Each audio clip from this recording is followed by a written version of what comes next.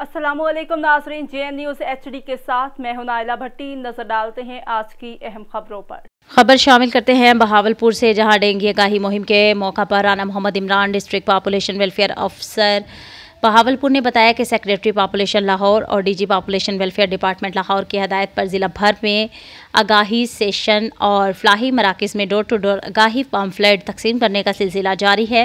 इस सिलसिला में महकमे बहबूद आबादी ज़िला बहावलपुर की जानिब से सनज़ार में एक आगाही सेमिनार मुनक़िद किया गया, जिसमें doctor Hifza Rehman district population welfare अफसर टेक्निकल बहावलपुर ने सेमिनार में शिरकत करने वाले शुरका को डेंगू के हवाले से बताया कि इनका कहना था कि डेंगू को शिकस्त देने के लिए एहतियात से काम लेना होगा और घरों, दफ्तर और दुकानों को साफ सुथरा रखें। मज़ीद ये कि पॉपुलेशन वेलफेयर डिपार्टमेंट लाहौर और DG लाहौर की हदायत पर महकमा बहबूद आबादी ज़िला बहावलपुर की जानिब से चोलिस्तान में फ्री मेडिकल कैंप लगाया गया, जिसमें औरतों और बच्चों में फ्री अद्वियात दी गई। दही इलाकों में मेडिकल लगाने का मकसद लोगों की दहलीज पर सहूलियात फराहम करना है।